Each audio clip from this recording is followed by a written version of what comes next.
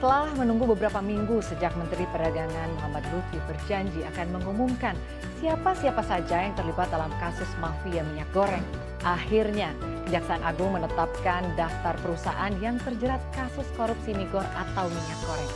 Lalu siapa sajakah yang terlibat? Kita simak detailnya dalam Dalang Mahalnya Minyak Goreng. Ya, ada 3 perusahaan yang terlibat, yakni Permata Hijau Group, PT Wilmar Nabati Indonesia, dan juga PT Musimas. Dikutip sejumlah sumber, Direktur Penyidikan Jaksa Agung Muda Pidana Khusus Kejaksaan Agung Supardi menyatakan pihaknya ini telah memerintahkan 10 jaksa penyelidik untuk memantau dugaan korupsi dari sejak terjadinya kelangkaan minyak goreng di Indonesia. Penyelidikan menghasilkan pemanggilan terhadap 160 eksportir yang diduga terlibat. Supardi menduga ada pelanggaran hukum terkait kebijakan Domestic Market Obligation atau DMO atau wajib pasok kebutuhan minyak goreng dalam negeri. Dan untuk diketahui kebijakan DMO dan DPO minyak goreng mulai berlaku pada 27 Januari 2022. Eksportir memiliki kewajiban memasok minyak goreng ke dalam negeri sebesar 20% dari total volume ekspor. Dan sebelumnya Kejaksaan Agung telah menetapkan 4 tersangka kasus pemberian fasilitas ekspor minyak sawit mentah yang memicu naik dan langkanya minyak goreng. Keempatnya adalah Direktur Jenderal Perdagangan Luar Negeri Kementerian Perdagangan, Bapak IWW, lalu juga ada SMA, Senior Manager Corporate Affairs Permata Hijau Group, lalu selanjutnya ada MPT Komisaris PT Wilmar Nabati Indonesia, dan ada TS, General Manager of General Affairs PT Musimas. Dan Jaksa Agung sendiri menyatakan bahwa keempatnya akan ditahan selama 20 hari ke depan untuk kepentingan proses hukum. Ia pun menilai ada kejahatan terstruktur nih antara pihak-pihak terlibat untuk menerbitkan izin persetujuan ekspor crude palm oil atau CPO atau minyak mentah untuk bahan pembuatan minyak goreng. Padahal ini seharusnya izin tersebut tidak terbit lantaran daftar perusahaan yang terjerat kasus korupsi migor itu tidak memenuhi syarat eksportir dilihat dari DMO dan juga DPO. Kita lihat slide selanjutnya. Iya, merek minyak goreng yang terlibat ini diantaranya adalah dari yang diproduksi oleh PT Permata Hijau Group, lalu juga dari PT Wilmar Nabati Indonesia, lalu juga ada dari PT Musimas ya. Jadi setelah membuat ibu-ibu resah begitu dan juga penasaran, akhirnya kita sekarang bisa membahas satu persatu ya. Sebetulnya merek-merek apa saja sih yang diproduksi oleh produsen minyak goreng yang terseret kasus mafia minyak goreng ini.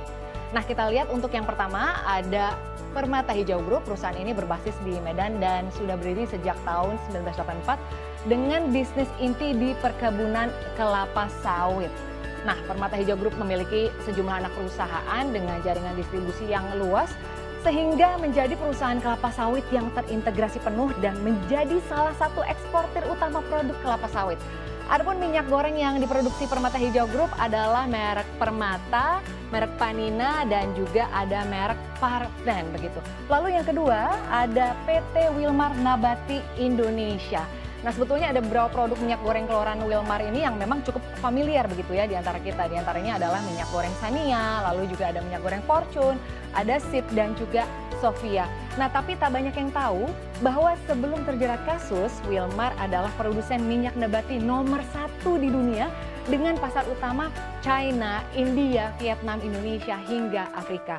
Bahkan menurut laporan tahun lalu, Wilmar menyatakan dirinya sebagai produsen minyak goreng kemasan paling besar di Indonesia.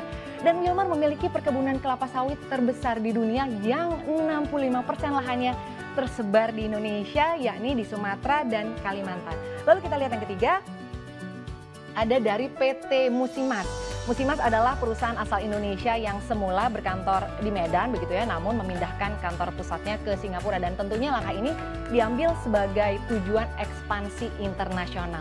Nah, tapi singkat cerita nih, pada 1992 Musimas mendapatkan anugerah penghargaan Prima Niarta Perdana oleh Kementerian Perdagangan Indonesia sebagai salah satu eksportir non-minyak berkinerja tinggi. Dan saat ini Grup Musimas adalah salah satu perusahaan kelapa sawit terintegrasi terbesar di dunia. Nah, di Indonesia sendiri produk Musimas yang cukup terkenal adalah minyak goreng sawit premium merek Sanko, Tani, dan juga Good Choice. Ini kita sering ngeliat ya, biasanya di supermarket-supermarket begitu. Nah, ini adalah konglomerat di balik kasus mafia minyak goreng ya. Jadi majalah Forbes per 13 Desember 2021 merilis bahwa Bahtiar Karim dan keluarga berada di urutan ke-10 jajaran 50 orang terkaya Indonesia dengan nilai kekayaan sebesar 3,5 miliar dolar Amerika Serikat begitu ya. Dan ini juga dalam menjalankan usahanya ini pada 2019 penjualan sawitnya mencapai 6,6 miliar US dollar begitu. Ini cukup tinggi ya nilai yang diperoleh oleh Musimas ini, keuntungannya lumayan besar. Lalu selanjutnya ada PT Wilmar Nabati Indonesia. Nah, ini merupakan anak usaha dari Wilmar Internasional yang diperdagangkan secara publik di Bursa Singapura dan sejatinya didirikan oleh salah satu orang terkaya di Indonesia bersama pengusaha Singapura Kwok Kon Hong. Mertua Sitorus mendirikan Wilmar yang merupakan salah satu perusahaan dengan kapitalisasi pasar terbesar di Bursa Efek Singapura.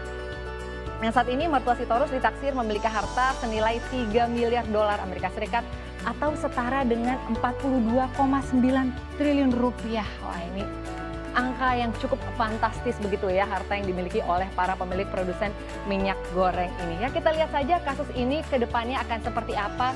Semoga dapat diselesaikan dengan baik dan tentunya supaya harga minyak tidak mahal seperti saat ini.